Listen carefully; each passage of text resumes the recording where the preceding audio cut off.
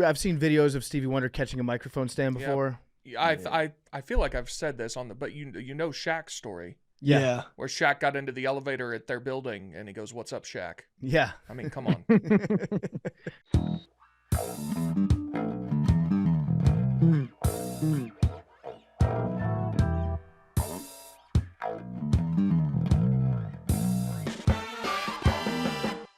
Welcome back to macrodosing. We have a special macrodosing today.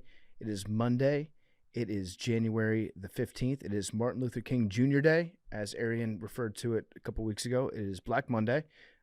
He said it, not me, so I'm just repeating his words. We're excited to do this episode. We got a lot of information to get to about MLK and a lot of things about his life that maybe you didn't know so much about. And today's episode is brought to you by Sport Clips. Your hair might grow fast, but after going to Sport Clips, you're going to wish that it grew even faster, because at Sport Clips, they have the best seats and hair that may or may not be because they happen to be right in front of TVs that are playing sports all day, every day. We know that watching sports while getting a haircut sure beats watching your reflection get a haircut, which is why at Sport Clips, every day is clippers and curveballs, high tops, Hail Marys, even waves and wickets. At Sport Clips, you can check in with the pros in men's hair and totally check out with pure, uninterrupted relaxation. So yeah, come watch an endless stream of sports on TV while getting an awesome haircut. Sport Clips, it's a game changer. So we're going to talk about MLK and maybe learn some stuff about him that they don't really teach you in elementary school. They don't really teach you in middle school, but really get to know who the guy was, what he was all about. What happened to critical race theory? They still teaching that shit? That moved on to woke. Yeah. That just became woke. Well, that's the social studies wing of wokeism. Okay. CRT. Isn't CRT, but that's like a college level class, right? Is that DEI? I mean, it's an overarching thing. You can take very specified Yes is the classes answer on to that in question, college. PFC. Yes is the answer to that question. Okay, gotcha. Yeah, Not DEI. really, but- DEI is It's the a new thousand- hold on, CRT. 1,000%. It is a college level course, law class. There are very specified courses on it that are high level college classes, but the overarching theory is being taught and wanted to be taught in lower levels than What is the overarching theory? that. Everything that happens in the world is viewed through the lens of race. It is definitely not the overarching theory, but thanks for playing. Okay. Have you ever read it? This is not, I mean, they have some books on it. Have you read up on it? No, I don't want to read Nicole Hannah Jones and shit. I'll read it. Or Hannah You Nicole should. Jones, which is it? Yeah, you should I read like to it. read everything. There's a whole bunch of authors, like Kimberly Crenshaw was one of the founders of it, and like it's a law. It's about law. It's literally about the laws in which were written in this country that, and in prelude to our conversation about MLK today, which were written in a way to segregate and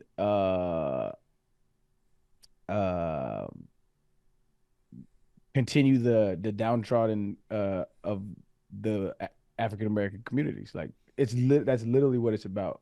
And The definition of it says a set of ideas holding that racial bias is inherent in many parts of Western society, especially in its legal and social institutions. Okay, those last two things are very important. What you said, the first part of what you read is what Republicans took as. So now, anytime you teach racism, that's critical race theory, which is not the case. If you read some of the scholarly articles written, they're talking about laws and institutions, which is it should not be highly contentious, but of course it is in today's world. Well, it's always going to be contentious. I think that from what I gather, the most important part is that race is not a biologically grounded feature, but a socially constructed one. What does that mean? Wait, where are you? What are you saying? I'm just reading Encyclopedia Britannica. Critical race theory is the intellectual and social movement and loosely organized framework of legal analysis based on the premise that race is not a natural, biologically grounded feature of physically distinct subgroups of human beings, but a socially constructed, culturally invented category that is used to oppress and exploit people of color.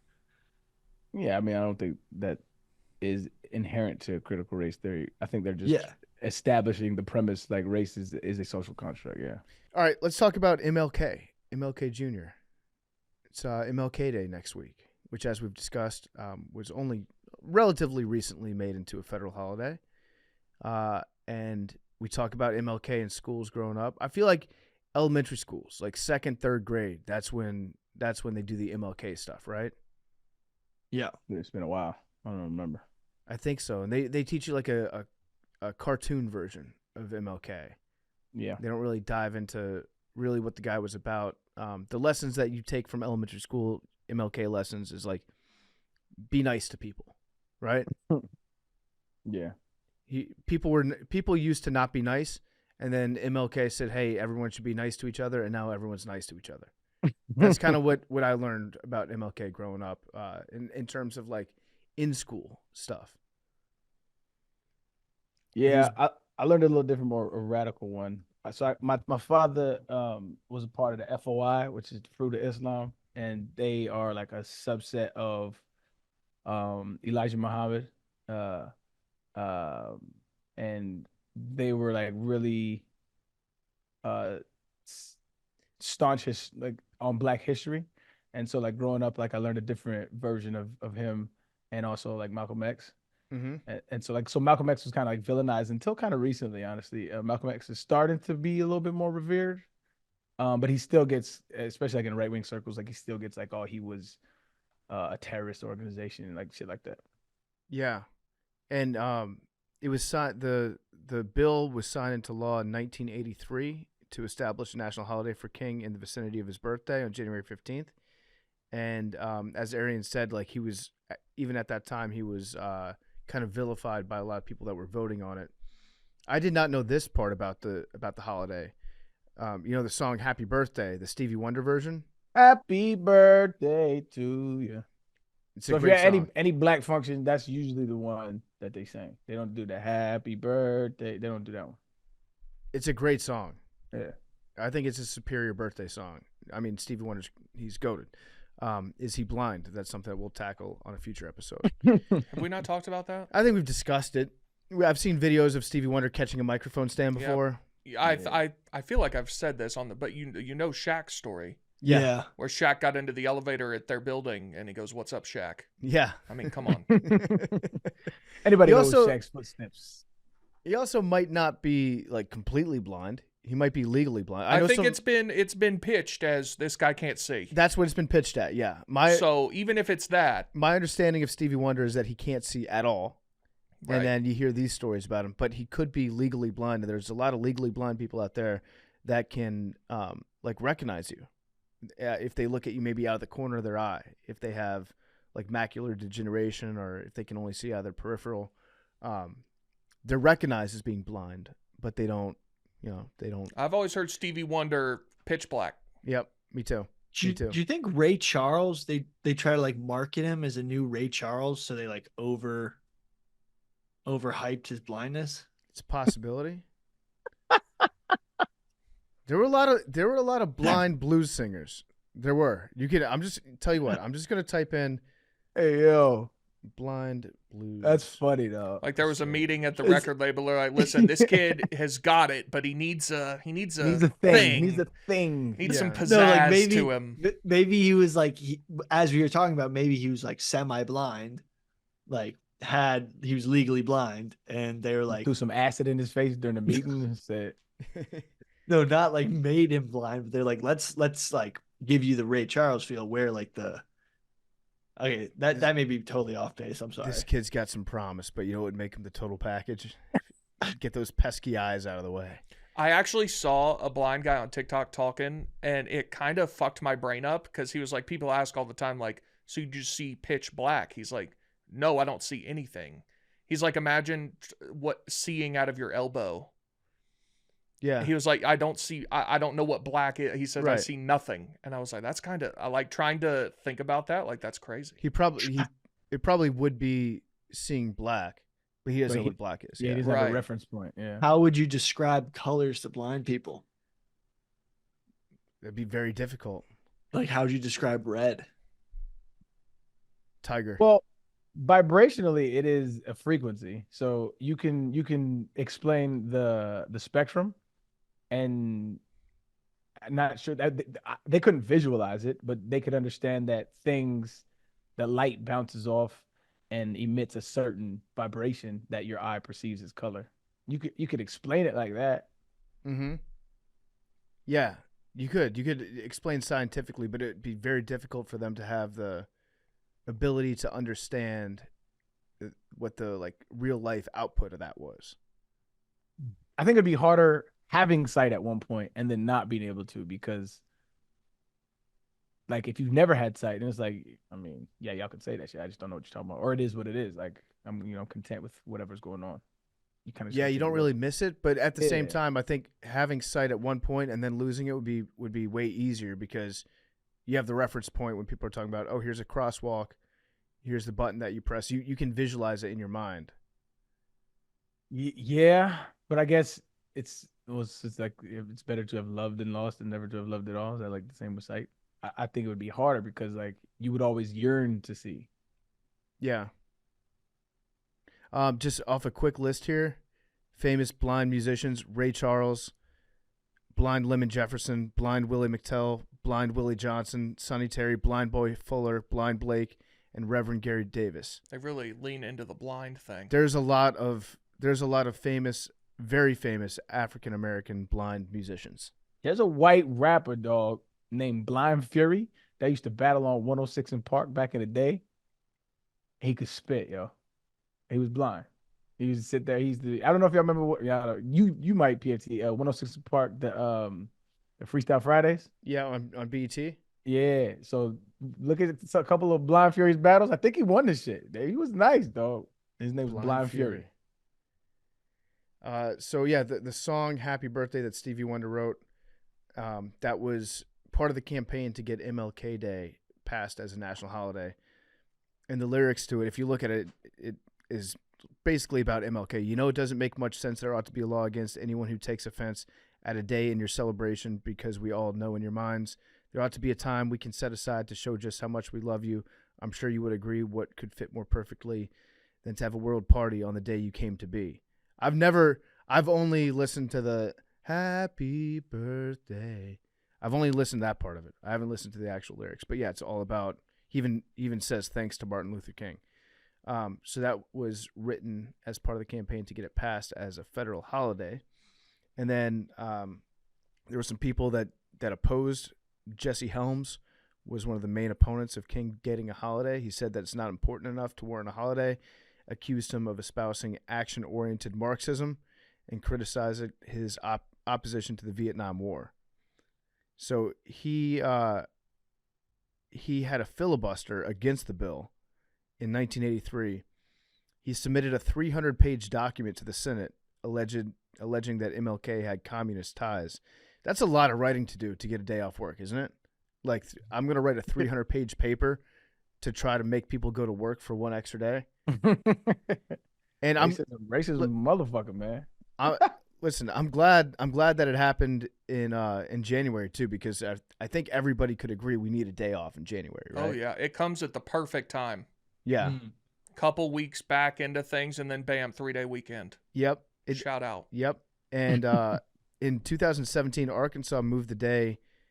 It was a combination, as we mentioned. Some states observed MLK / Robert E. Lee Day. So that's how they could pass it, was to also celebrate Robert E. Lee's birthday. And Arkansas was one of those states. But then in 2017, Arkansas moved Robert E. Lee Day to October. That's kind of a good deal for Lee. Yeah, get your own day. It's his own day. Because if it's MLK / Robert E. Lee Day, every year people are like dog cussing you. They're like, this fucker Robert E. Lee, like, why are we celebrating his birthday today? But if you give him his own day, people are like, he didn't want to fight against his family. Lincoln wanted him to lead the Union. Yeah, he was a good man.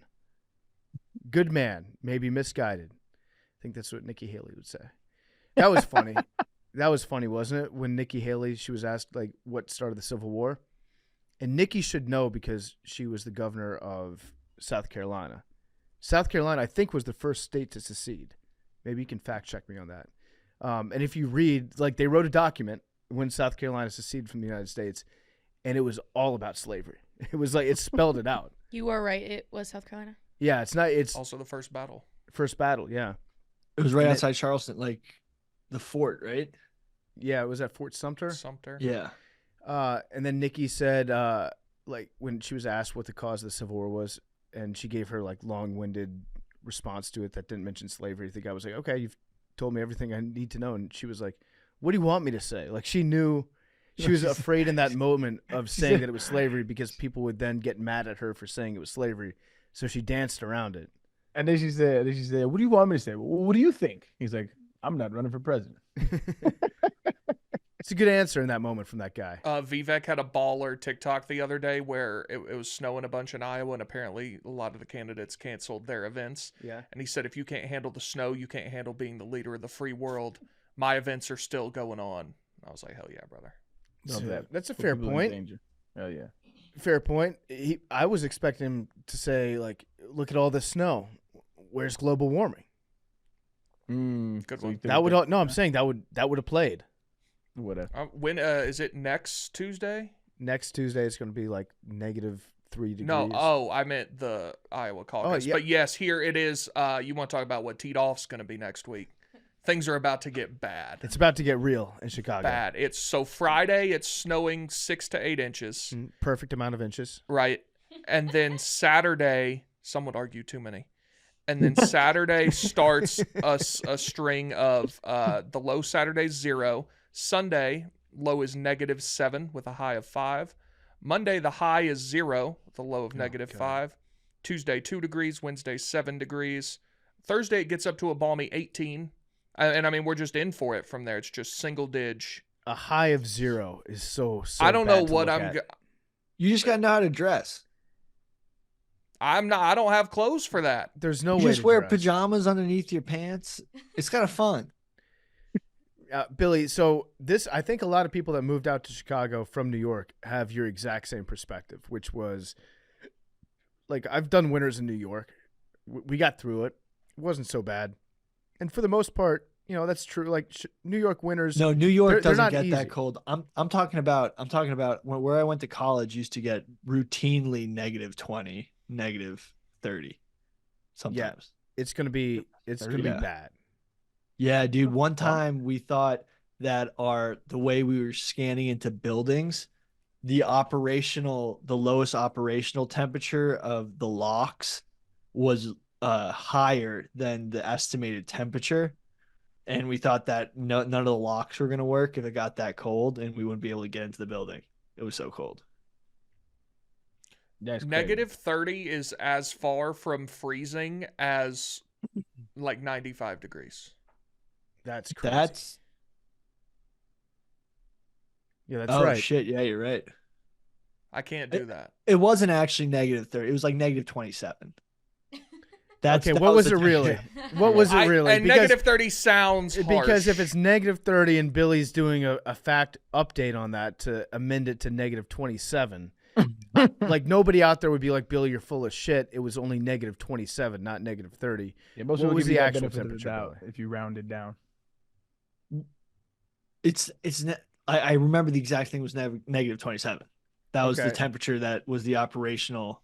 The lowest temperature ever recorded in Amherst, Massachusetts was -30, but that was in January of 1961. That it wasn't in Amherst, Massachusetts. It was in Williamstown, Massachusetts. Okay, Aren't those like the was same? No, it's Very very different. There's valley effect. Very different. Okay, let's see what the record. We fact checking Billy live. Love it. Yeah, we are. Record in Williamstown is -20. It was I don't- estimated to get down to negative. Wait, is it really? That's the record low. And when was that? It doesn't have a date next to it. It just says that's a record low. It routinely got below 0. Okay. Well, this is going to be, it's going to be in the negatives. It's going to be tough. Everyone thinks that they're ready for it. I don't think that I am ready for it. I don't know what I'm gonna do. How much time do you have to spend outside, though? That So by the that time is I get good. there, I mean, it's gonna be that. It's gonna be that shit when I get there. I don't know what it's going to be that week. it looks like it warms up the week you're coming. Hang on. Weather app's frozen. Ironically, Let's see. Good one. Yeah, that was. You just gotta make sure you take vitamin D. The week you're coming, it's back into the high 20s. take it. take it For Got a now. nice coat for that. For now, that's what it Love is. it. But yeah, you just don't spend any time outside. Yeah. Just walk to your car, get out of your car, walk to the office, get back in the car, go home. You Yep. gotta take vitamin D. Okay. No, because you're I'm not on gonna it. see the sun. You're gonna get depressed. I'm on it. I have to get a new sun lamp. I OD on vitamin D. Do you? I take 10,000 IUs. That sounds like a lot of D. It is. Oh, I didn't mean it like that. Oh no, I was No. He was That's a while. That's a dissing lot. me. it was just Oh. it was a diss on Billy. I actually take a lot of vitamin D. It's smart. It is. You should. Everyone should be taking vitamin D. D and B12. Yeah. Billy taught me that. And L-theanine. So back to MLK. So MLK was born 1929, January 15th, and his dad was a pastor at Ebenezer Baptist Church in Atlanta, Georgia, and he was inspired by Martin Luther, which he was the guy that nailed those theses to the door of the church way back in the day, led the Protestant Reformation away from Catholicism, started Protestantism. Good guy. Good guy. You a big fan of Martin Luther? Oh yeah. Yeah, good guy. And he was such a big fan of the original Martin Luther that MLK's dad changed his name to be Martin Luther King. Because it was So- Michael. Yeah, he was born Michael, and he changed his name to Martin Luther, and then he named his 5-year-old son Martin Luther King. So MLK was born Michael King, and then when he was 5, had his name changed, which is probably very confusing to explain to a 5-year-old. He was like, but my name Michael. It's not anymore. Shut up. Yeah. MLK graduated high school when he was 15 years old, and he went to college when he was 15, which is crazy. Crazy. I don't know how a 15-year-old would fit in on a college campus. He went to Morehouse College, and then he ended up becoming very active, obviously, in reformations of his own. Notably, the 1955 Montgomery bus boycott, which was a 385-day boycott of the Montgomery bus system, which was segregated, where white passengers had priority over black passengers. Black passengers had to sit in the back of the bus or give up their seats and stand if there was a white customer that was involved. And so a 385-day long boycott that's a very long boycott, especially of a bus system when people are using it to get to work, get to their families. They organized like car shares, carpooling, vans. They did a lot of stuff to try to keep that boycott up. And yeah, he got arrested in Alabama. He actually got arrested 29 times. One time in Alabama, he was arrested in 1956. He was driving 30 miles an hour in a 25 miles per hour zone. So those are the kind of arrests that he was getting pegged for. I think. I'm sorry. Go ahead, brother. No, go ahead.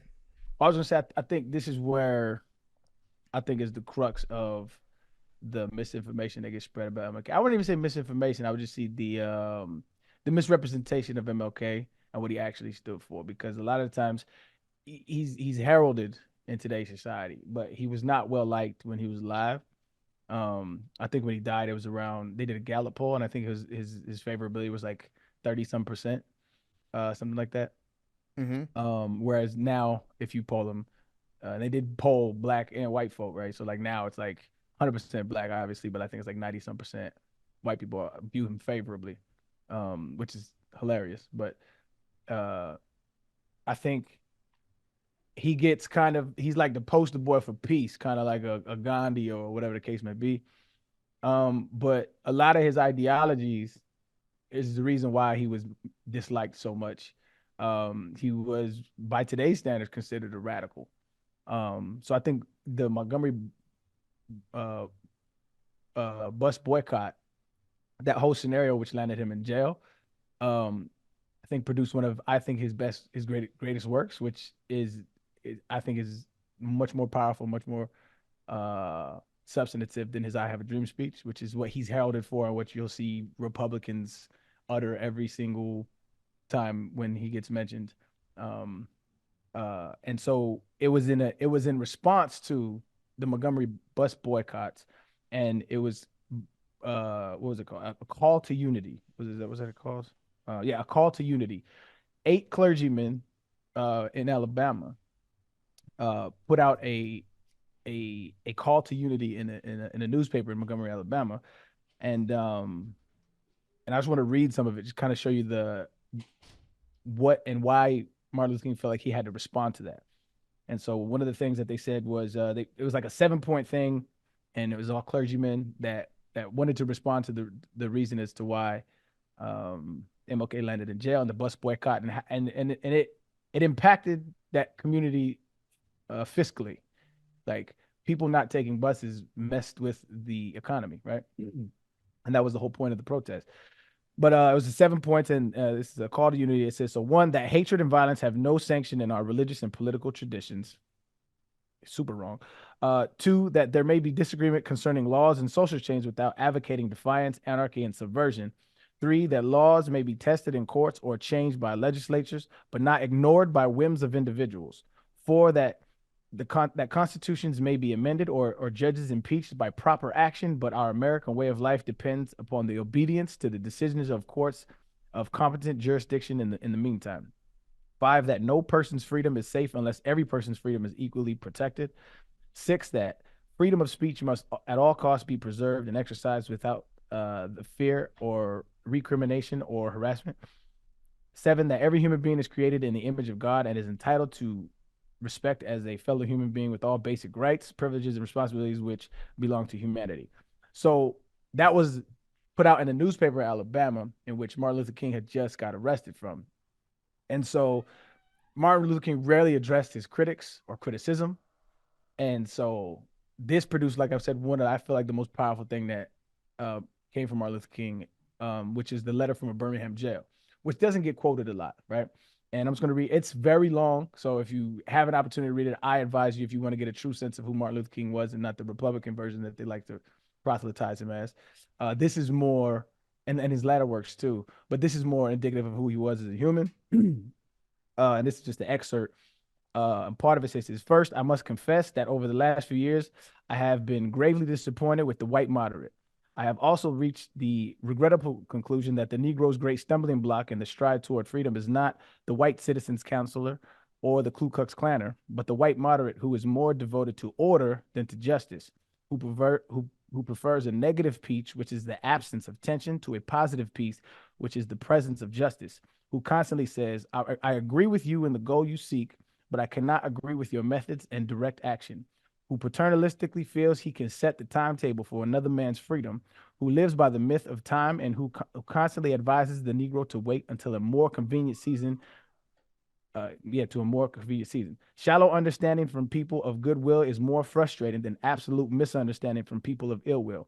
Lukewarm acceptance is much more bewildering than outright rejection. Fucking powerful, right? But that never gets posted as his vantage point.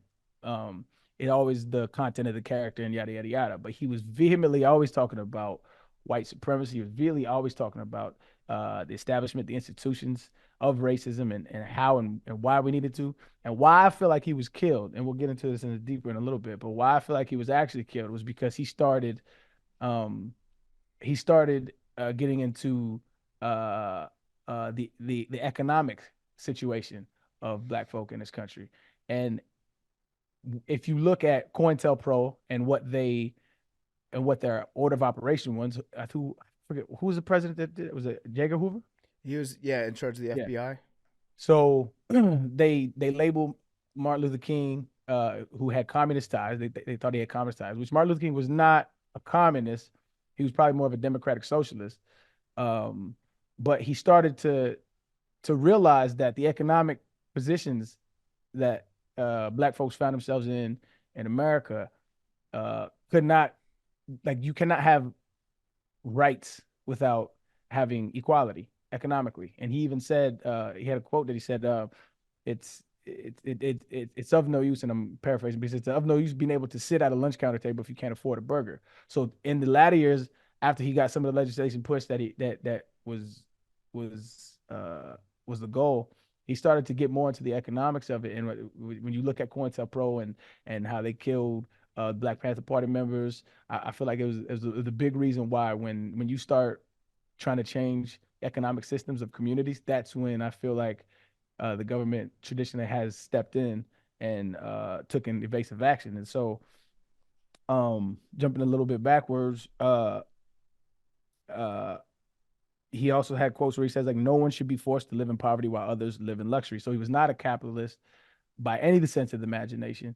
And so that part of Martin Luther King, I feel like needs to be remembered, as well as his, push towards civil rights, because what he wanted to see from this country wasn't just that his kids can play with white kids. It just, that wasn't the end all be all of MLK.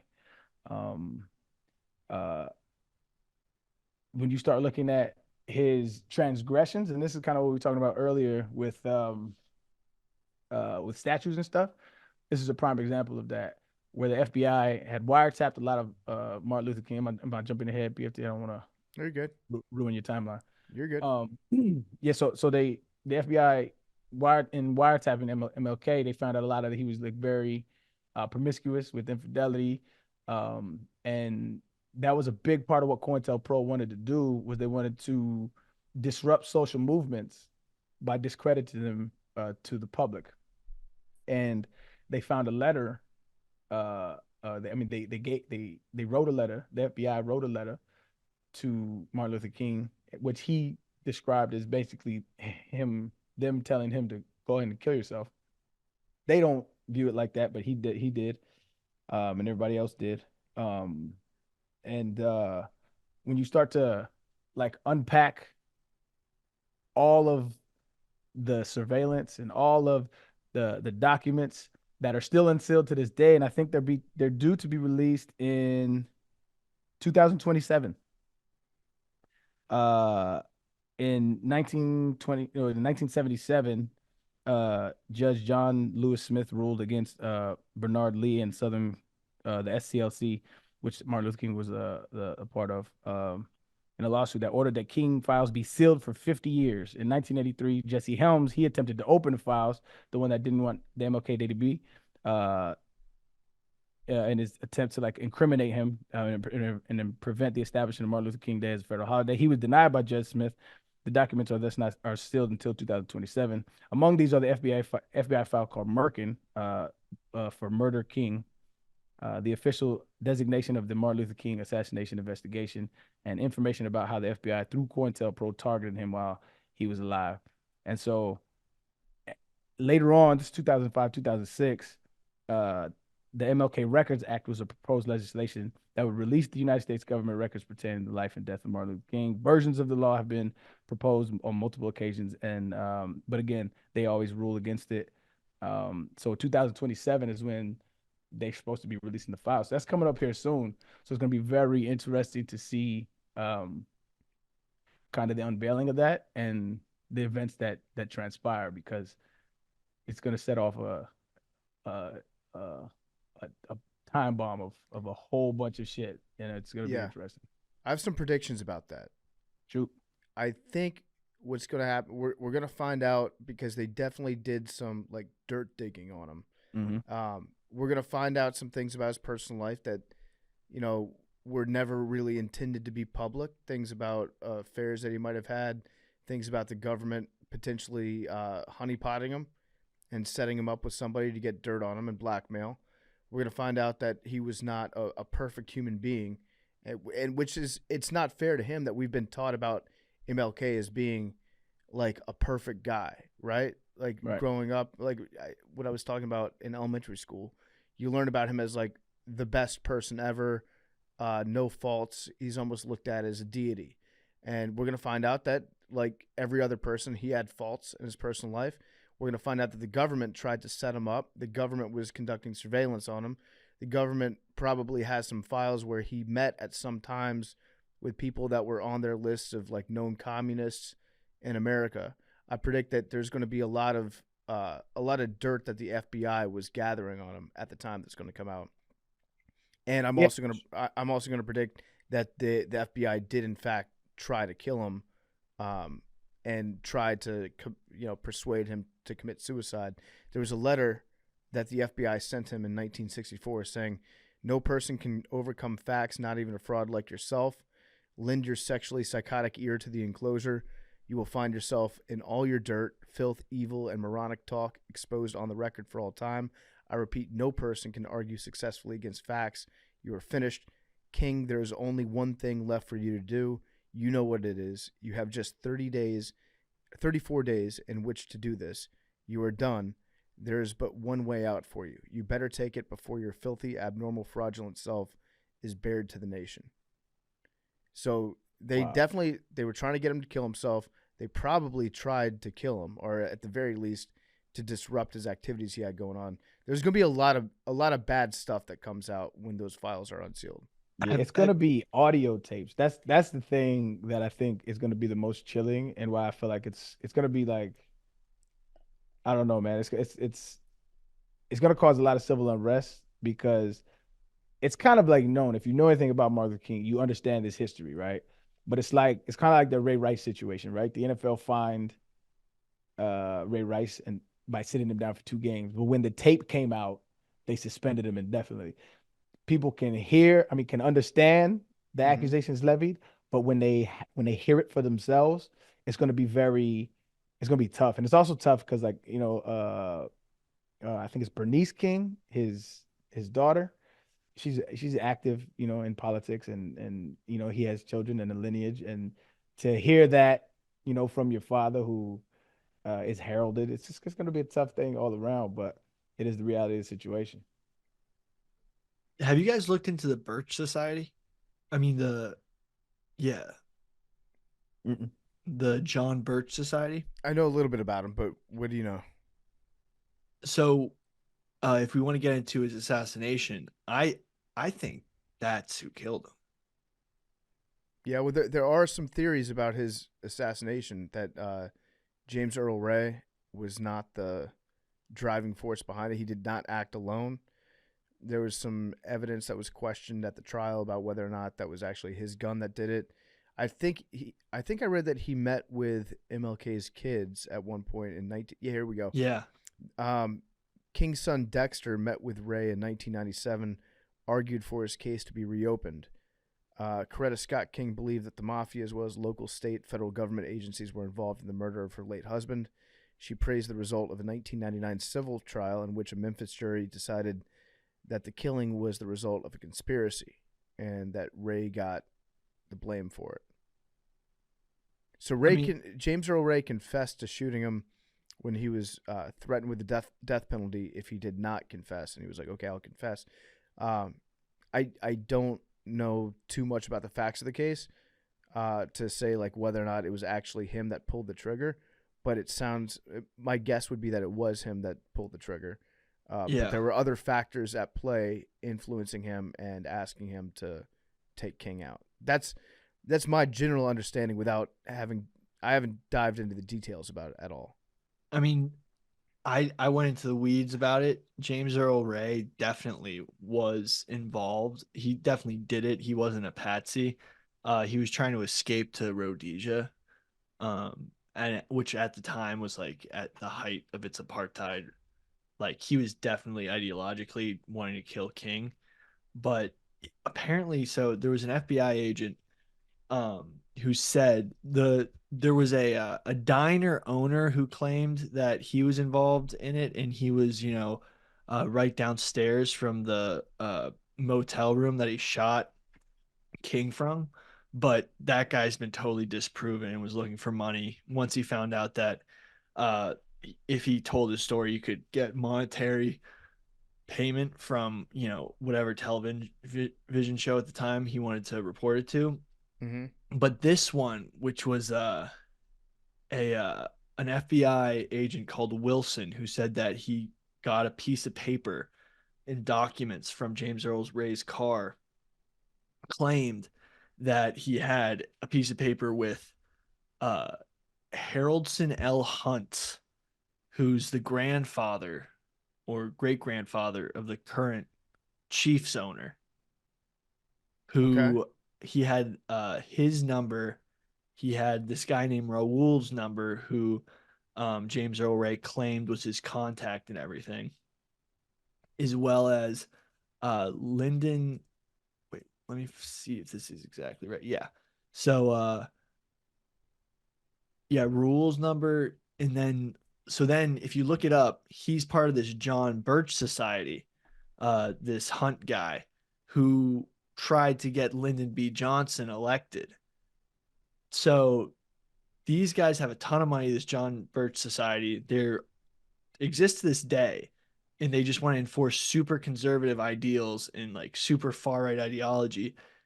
They think that like John Birch Society might have paid the mafia and put hits out on both MLK and JFK, Hmm. which, I mean, pretty like getting to Arian's point about the economic ideas that he was coming out with. Like these guys were totally opposed to it, and huge, like at the time, lobbyists for capitalist ideals and like super conservative far right ideals. Yeah. So to Arian's point, when he was kind of progressing a little bit and dealing with the economic side as opposed to just the race side of things, he was in Memphis, Tennessee, for the sanitation workers strike that was going on to show them support.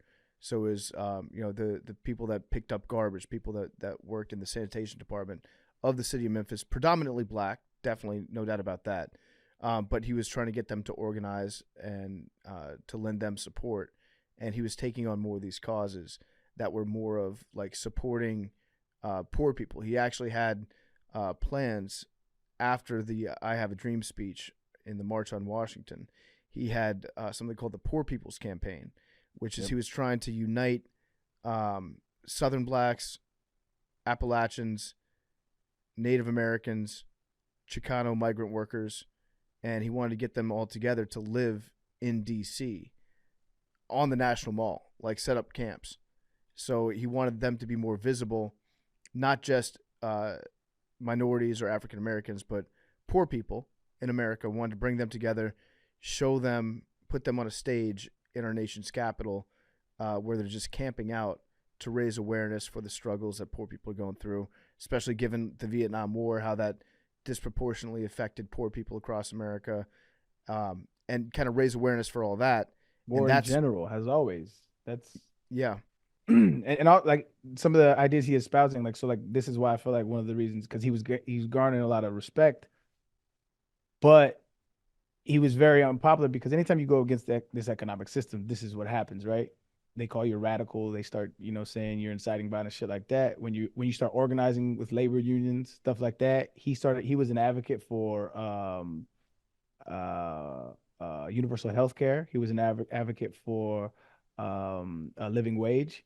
There's a few more I forget, but like he started espousing a lot of these super left wing ideologies, and this always frightens people, in my opinion, in a capitalistic society, in which I feel is the most frustrating thing about politics is you have the right wing saying we're for the worker, you have the left wing saying we're for the worker, but overwhelmingly, if you're for the worker, you cannot be for the bosses and easing regulations on those human beings. This is, I feel like, the fundamental difference between me and like a conservative thought. And so as he starts, like PFT's alluded to, as he starts to kind of like grow in that direction, this is when I feel like they really start to view him as a real threat. And wasn't he, I think, touted as like one of the number one threats in the world to the FBI? Yeah, he was looked at as a communist, as a Marxist. Did you say the actual numbers of what his the Gallup survey was? I think it was around 30-some%. Because I have it right here. So in 1963, 41% of Americans had a favorable opinion. There you go. By August 1966, that figure had dipped to 33%. Okay, so yeah, with 63% at the time viewing him unfavorably. And to be fair, so a lot of black folks. So a lot of people think like there was this like monolithic thought back then that all black folks were on board for civil rights. They weren't. And in his letter to a letter from a Birmingham jail, he directly addresses black folks who were content with their place in segregation and status quo as well. And so there was not this immense amount of favorability for somebody championing for your rights. That's a very important point. I think like people always forget. Like there were black folks, I feel like in today's society and back then, and even if you go back further to the black codes, Reconstruction, all this, there's always people who feel like the status quo is good enough and we should stop fighting. That has always been the case and that always will be the case. And there are always people who he directly addresses, which I thought was one of the powerful thing about the quote I read, which is like you are much more loyal to like order than justice.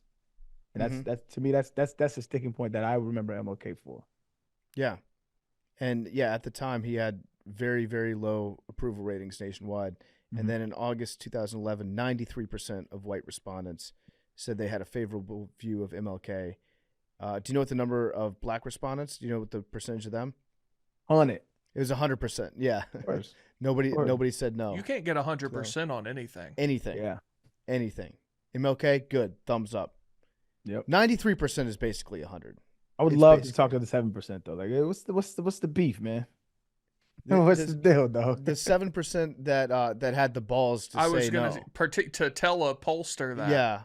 Didn't like him. I would guess there were probably another 10 to 15% that had that feeling, but they're like, I don't want to say that on the phone to anyone. So I'll just say, yeah. Yeah, didn't like what he was about. Yeah.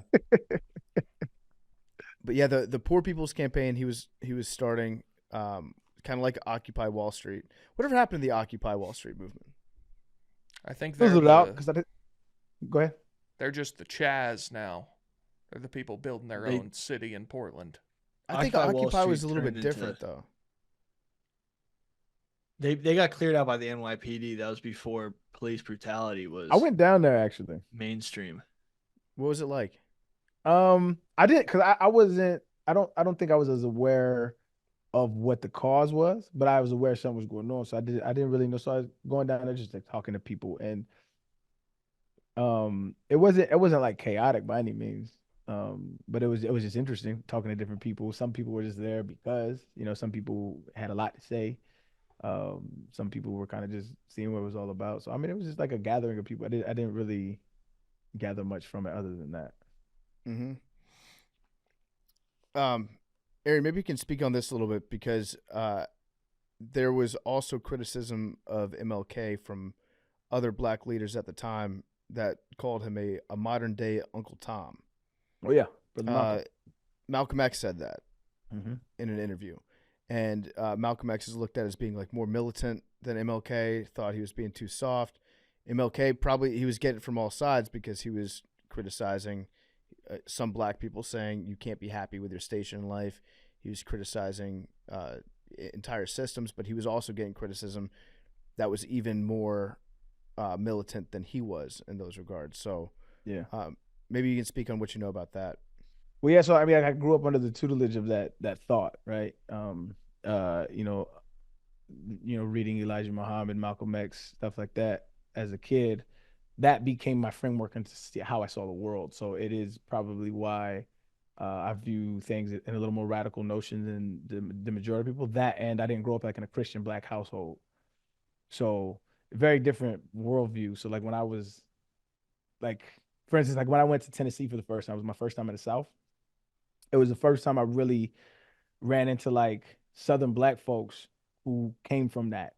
And I always viewed them as very narrow-minded. They had a very myopic view of the world. That was, so I thought back then. Kind of what I thought they had been indoctrinated into a lot of their belief systems. And they probably thought the same thing of me, to be fair. But Malcolm X was a little bit more, so like even the COINTELPRO investigations on Malcolm, they would even admit, they would say, compared to Martin Luther King, Malcolm's a saint. Malcolm X was very devout Muslim. He was very poignant. He believed in everything that he said, and he took the stance more so that he never preached violence, that you go out and just hit a white person. That was never, but he was very adamant about the fact that, like, if somebody hits you, fight back. Fight back. That was his whole thing, was like, fight back. And I think a lot of people felt that because when Martin Luther King took the approach, turn the other cheek, and Malcolm X didn't.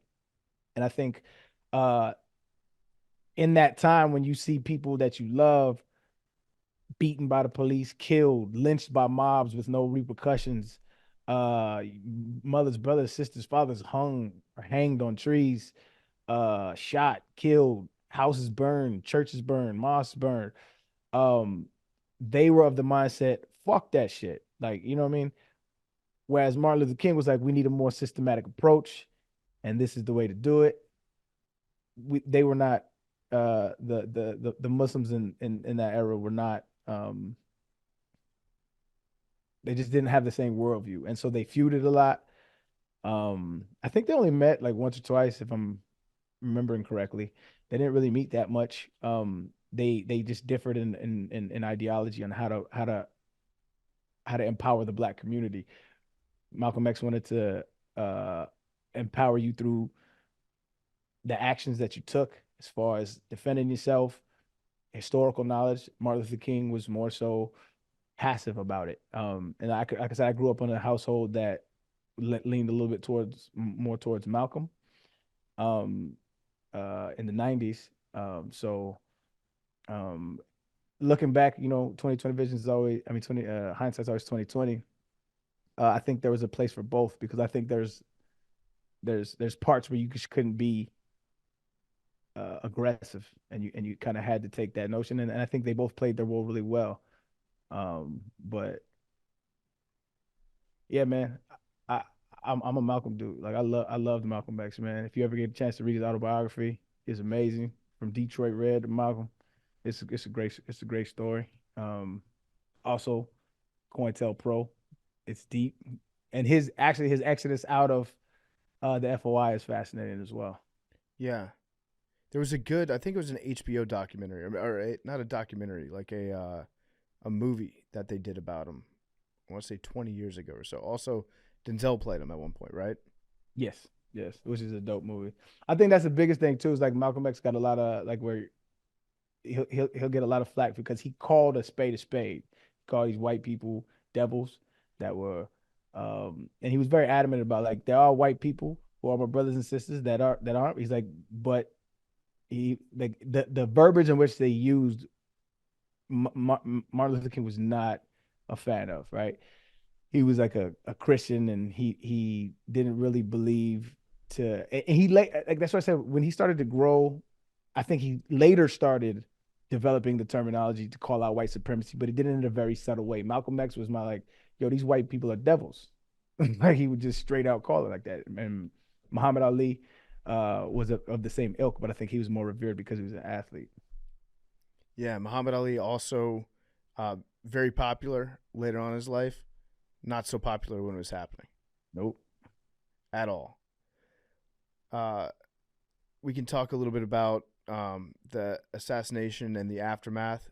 He was shot in Memphis, Tennessee, April 4th, 1968.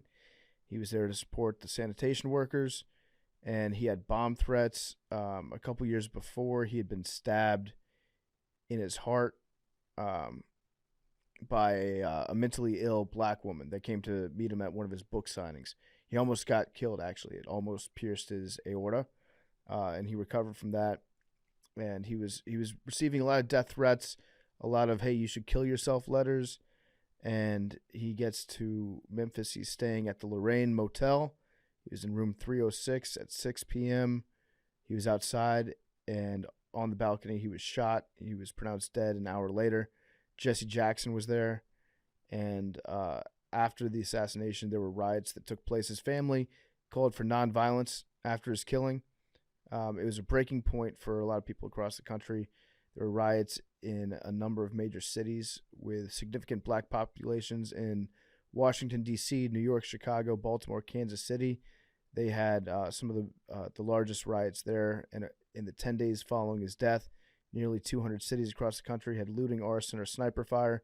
54 cities saw more than $100,000 in property damage. 3,500 people were injured, 43 killed, 27,000 arrested. A total of 58,000 National Guardsmen and Army troops were deployed to help quell the violence. and some people blamed black leaders for not doing enough to prevent the violence, it's crazy.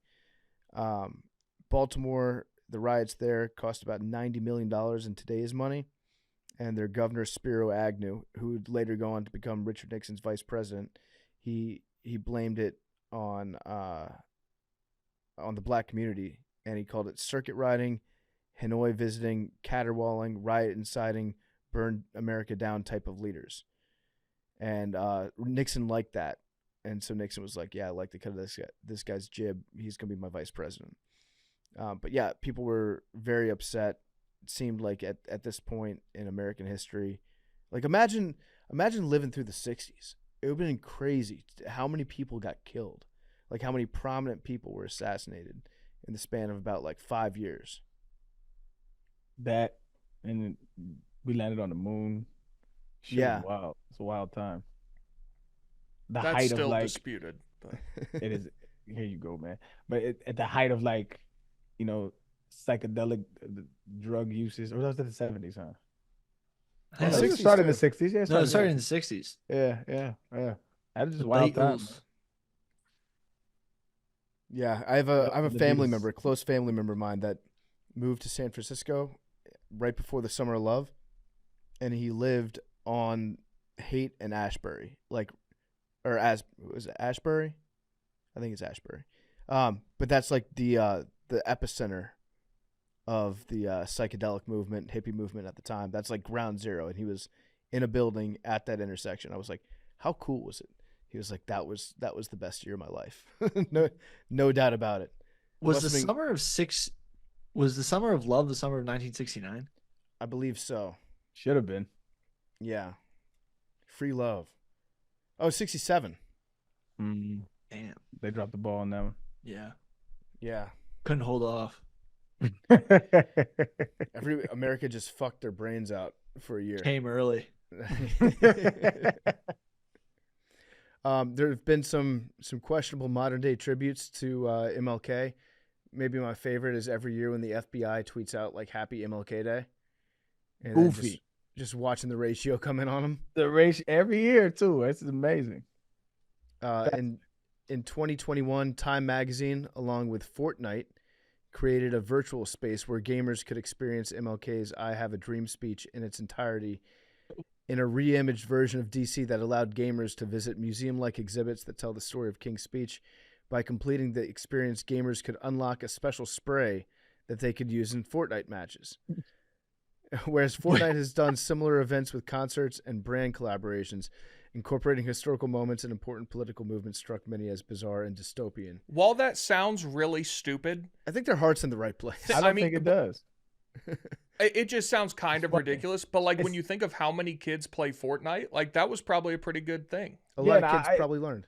I don't think it sounds dumb. It's just where we're at. It's just funny as hell to hear that. Like a virtual "I Have a Dream" speech is hilarious. Because all the trolling, if you know video games, all the trolling, there's people definitely going up to him and pawning him, going up and down. 1,000% that happened.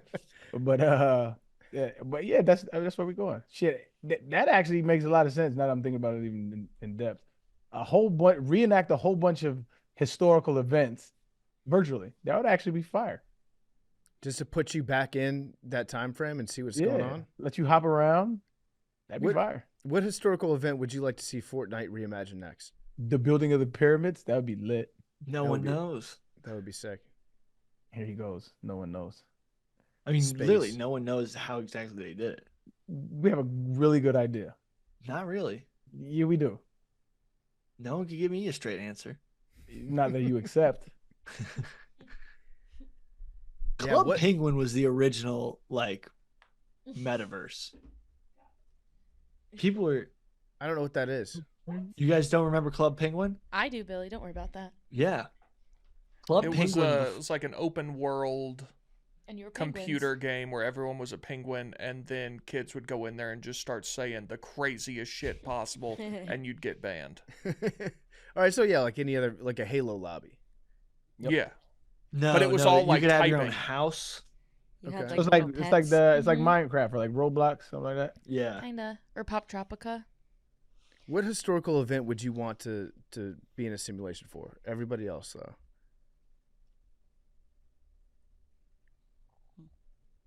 Anyone? Gettysburg Address. Yeah. Bro, if they put Washington crossing the Delaware in Fortnite, that'd be lit. You can get on the boat with them? Yeah. That would be pretty sick, yeah. Or A the Tea Party. January 6th simulator would be just to see what happened. Yeah, but I mean, there's also like hours and hours of news footage. Also, Billy, that was like 2 years ago. I don't know why that just popped into my head first. Out of Just to all of them. see. You're just thinking Just of like to a video see. game. You're thinking of like Yeah. a video game, Storm the Capitol, like the board game that we're gonna play. Yeah. See, you guys would play it too. Storm the Capitol, a video game. You're damn right, I would play that game. Yeah, that's what I'm Awesome. saying. Yeah. I'm just thinking of this like Hey, hold on. Are we getting that for when I come into? You already got it? It should be on the way. Yeah, I Alright, talked bet. to Brace, and they're sending a copy of the board game to us. I'm Love so that. excited. So we'll have to do game day. Mhm. Yeah, there's a lot of things that I the would like. stabbing of Caesar. Yeah. The crucifixion. Definitely, I would be there for that. Hannibal crossing the Alps on elephants would rock. Pretty cold. Yeah, that's why you're in a video game. Plus, you've been to Williams College. You can take those temperatures. -30. Negative 27. It is pretty cold. Yeah, it's pretty cold. I don't think that's an accurate temperature, but what are some other ones? You don't think what's accurate, the historical records? I don't think that doesn't make sense. It's definitely been lower than that. It doesn't I'll make find- sense. I'll find According- some It doesn't add up with substantiating Billy's evidence. own records that he keeps. Yeah. Um, What other events, Billy? What sporting event would you like to put on the VR and witness? Gladiators. Yeah, I've said that 1,000 times. But You've said that 1,000 times. then I'd want to go watch the gladiator games in the Coliseum. I Was it doing like Nero? a hyper immersive flight simulator of dropping the atomic bomb would be pretty wild. 300, the last stand of Thermopylae. Yeah. The Spartans holding the gate. Yeah. What else? Dinosaurs? Dinosaurs, checking out walking around dinosaur Or land. or Pangea.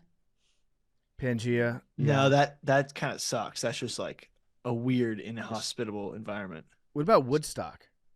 Woodstock, old concerts would go hard. Yeah, because they've got a lot of the audio, and they could remaster it and make it seem like it was even more contemporary with the recording, and then go into VR and be like a concert goer at Woodstock. That would rock. This is actually a great idea. Yeah. Cause I got the Avatar open world game. It's cool, man.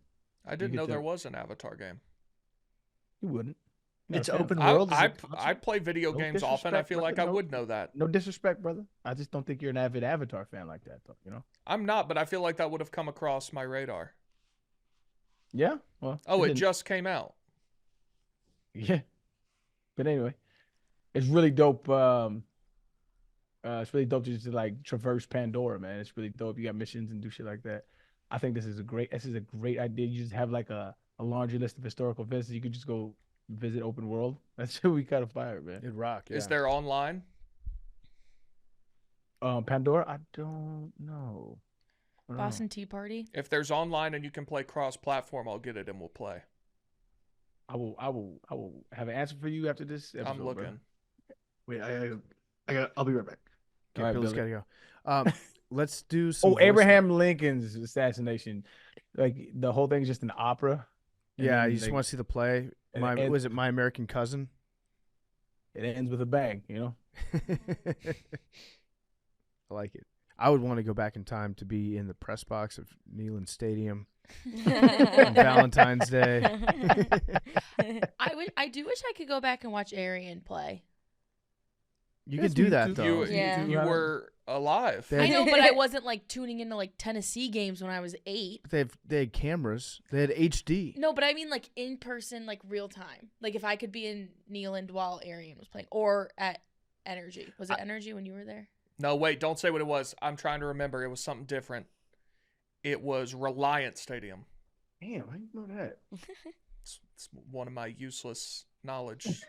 That's why he's good at the dozen. If Arian was still in the league right now, every Sunday, I would be nervous watching you play. I'd be like a parent in the stands, like, oh, I hope he doesn't get hurt. But that would be so cool because then we would get to go like watch. It's like how like Pat Bev and Roan, like Roan gets to go watch Pat Bev now. Yeah. Like that's so cool. And then in every press conference, Arian could be like, I don't know, listen to macrodosing. I'll talk about it on there. That would be fire. We'd have a bunch of Foster jerseys. We'd be in the stands. When you'd score a touchdown, the camera would pan to us. We'd flip out. I'd have a big button with like ribbons coming from it pinned to my Arian Foster jersey. It said like 23. I know. Like, oh, God, that'd been so fun. We will see you guys on Thursday. Love you guys.